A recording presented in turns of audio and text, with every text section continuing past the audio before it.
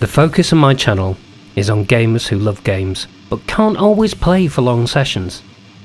But I've never really defined what gets in the way. Game developers of the world, lend me your ears. This is how you make your games inaccessible for parents, hard workers, people on call, and just generally busy people. I understand why a lot of developers don't get this. They're too close.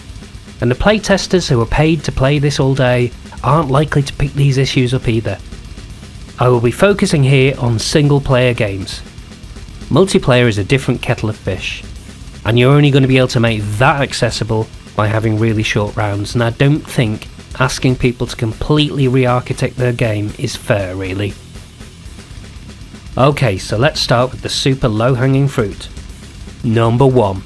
You can't pause the game. Yeah, this one should be fairly obvious, right? But not every game can manage this, especially those who've had asynchronous multiplayer crowbarred in, whether you want it or not. So how do you fix this in an async multiplayer game? Well, let's look at something like Dark Souls.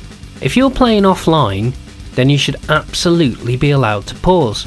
There's no excuse for not being able to, really. If you're playing online, this is still something they could fix.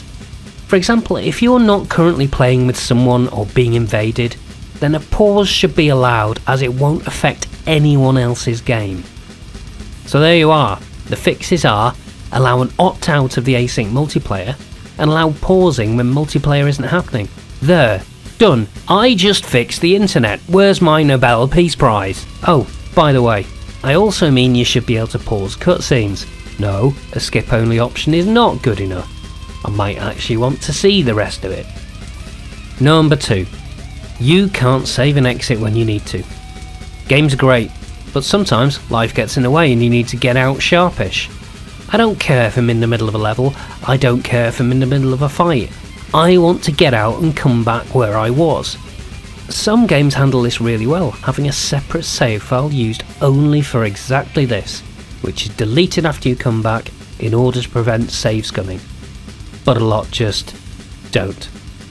In some games, if you don't know for sure you're going to have at least 30 minutes spare, you can't really play a story mission, because there's a very real chance you'll lose all your progress. It's telling that you can do this in Persona 3 Portable, but not Persona 5. To a lot of devs, if you're at your console, you're staying there. So yeah, let me save and quit. There's literally no downside to letting me do this. And a bonus level on this one: allowing a legitimate save and quit straight from the in-game menu. Don't force me to go back to the main menu afterwards and go through all the logos and intro animation and garbage, because my Alt F4 claw is ready to kick your ass. Number 3.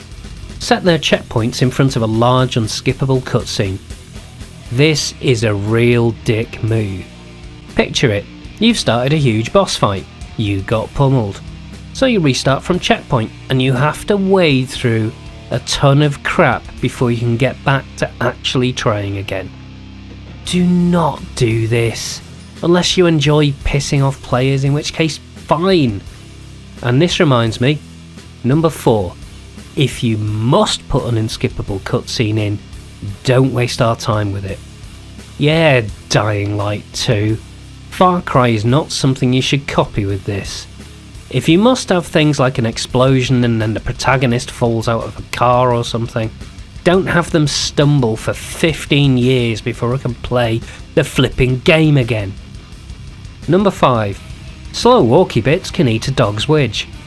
Yeah, you know the type of bit I'm on about.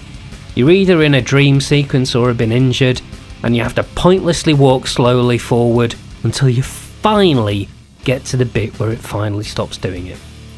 You'll have seen this in the Far Cry games, for example, and the big one for me was the repetitive dream sequence in Mass Effect 3. Yeah, I get it. Shepard feels guilty about the kid. Bored now! I don't really know what they're trying to achieve with these bits.